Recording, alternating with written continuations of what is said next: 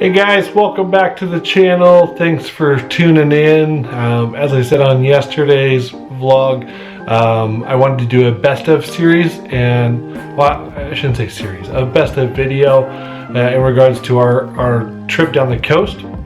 Just kind of go over some of the things that we recommend or that we think were the best, whether it's hotels, pools, you name it, type things like that. So let's go ahead and get started with the vlog.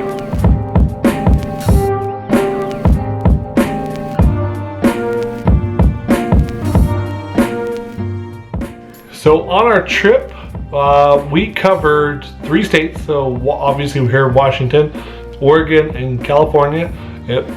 Excuse me. And mileage-wise, we covered just over 1,800 total miles. We have a hybrid car, so we only actually had to fill up 2.5 times, which is fantastic. And I think 525? Yeah, but 525 miles of that was all on electric, so kudos. But let's go ahead and talk about some of the places that we went. So I wanted to kind of do something a little bit more fun and go over some of our best of. So we'll start it out here with the best breakfast. So there was actually a tie on this one, and I'll explain why. So the two that had the best breakfast for us were the Hampton Inn in Astoria and the Holiday Inn in Newport. Both of them were fantastic. The Hampton Inn in Astoria was actually our first hotel that we stayed at along the trip, but their breakfast was great. They had wonderful waffles and yogurt and desserts. They had all sorts of good stuff there. But one of the coolest parts of it, not only did it taste good, but the view was amazing. You looked right out into the water and you could see the boats passing by. So very, very, very nice place. The Newport one, the Holiday Inn there in Newport, had a pancake maker, which you saw in, oh gosh, it was a couple vlogs back, but it had a pancake maker that you would press the number of pancakes you want and whoop, there they go. And it's right here. We'll show you a little snippet of it.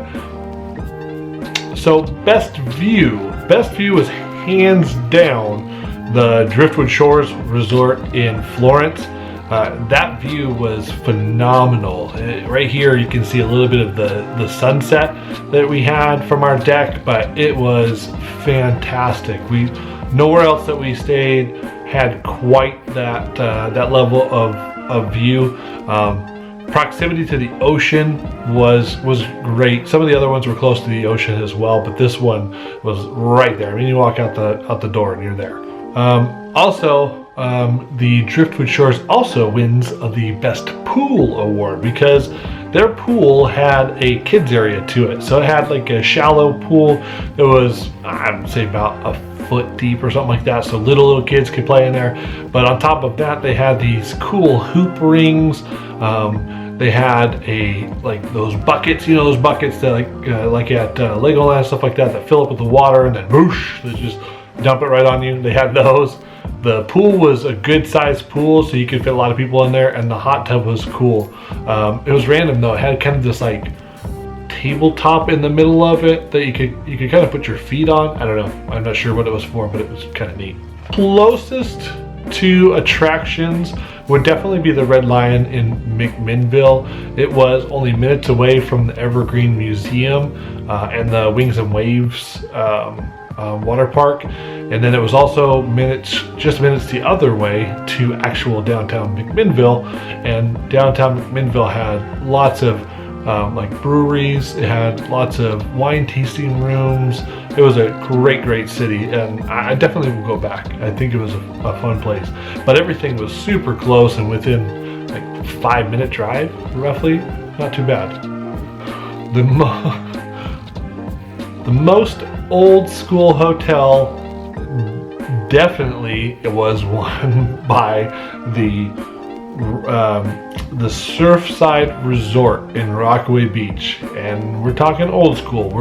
As we show, you can see right here, they had keys. I'm talking actual keys which I haven't seen actual keys in I don't know how many years. It's been a long time. Everyone uses those electronic cards now, so it was kind of crazy to see that. But on top of that, they had one of those old school phones like you would have on your desk to dial out back in probably the 70s, maybe 80s. It was a total old school phone, so you win.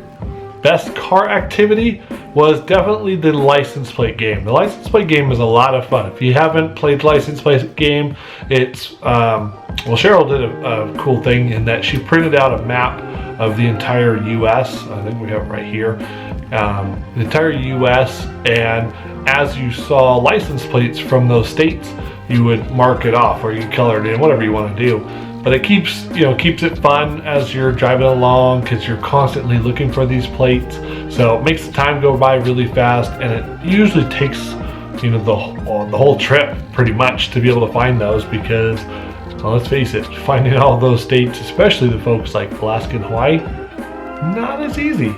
Although we did find Hawaii, so there you go. The best paid attraction that we did was absolutely the dunes. We had so much fun, and we went to I believe the company was called Torex.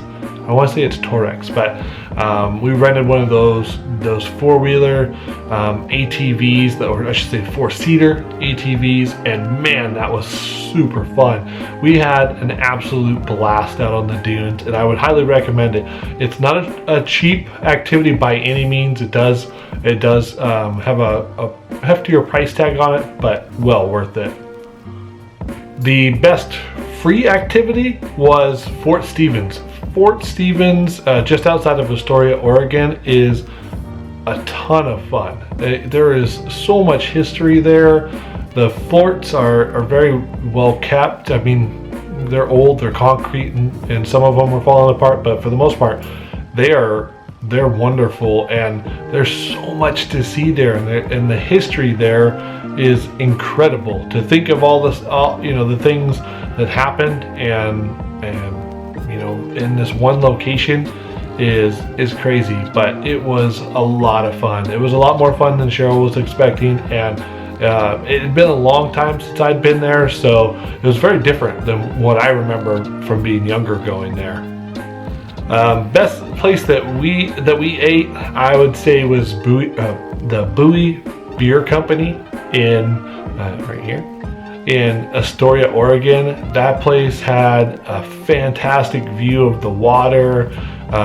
The food was amazing, the beer was amazing, and the coolest part about it was that they had a glass floor where you could see the sea lions that were just perched up on these wood planks underneath it. It was so cool. I'd never seen anything quite like that, but I will definitely go back there, and I highly recommend it if you're in Astoria. Last but not least, the best coffee place.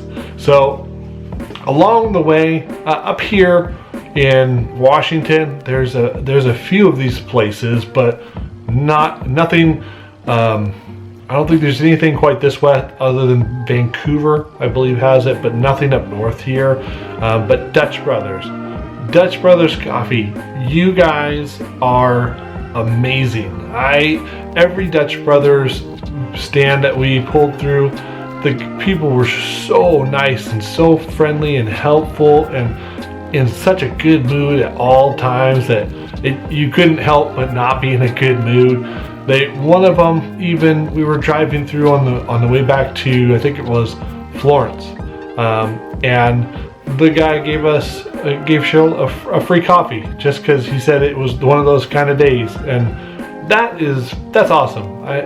Kudos to you. And the whipped cream on top of the straw there for the hot chocolate, my son absolutely loved it, and I cannot give you guys enough kudos. I hope that you guys come up to Seattle and open some places, because we will definitely drive through a Dutch Brothers Coffee if it comes up here. So you guys were awesome. Well, that wraps up the the best of vlog here. I hope you enjoyed it. If you're looking to take a trip down the Oregon coast, I absolutely recommend it. It was a blast. Fantastic family trip, and we had a lot of fun. The best thing I can say is don't regiment it too much. You know, don't schedule it out too much. Just go and have fun. You know, you can have a couple places that you're locked in for hotels, but we really only had 2 days of the entire trip that we knew the hotel that we were staying at. The rest of the time, the night before, we went out and found the hotel. But it made things so much more flexible and so much more fun. We were able to go back to Florence and do the dunes, which originally we'd planned on doing the dunes, but we couldn't do them the day that we were expecting. So it was great that we were able to go back and do that. So my biggest recommendation is to leave it open. Be flexible about it. Don't feel like you have to drive the whole way. There's so much stuff to see along the way, whether it's, you know, Canna Beach or Seaside or Newport, Lincoln City. There's so many fun cities there and so many fun things to do. So if you are going down the Oregon coast anytime, absolutely, it's a must do, especially if you live here in Washington or Oregon. It's such a fun thing to do. But I hope you enjoyed. Thank you for watching. If you haven't subscribed already, go ahead and hit that subscribe button. Like it, give it the old thumbs up, comment. I'd love to hear where you think we should go next as far as trips, or where you recommend going on trips that you've had such a good time. We're always open and we like to travel. Make sure to share it with your friends so that they can also see it and enjoy the vlogs. Well, we'll see you later. Take care. Bye!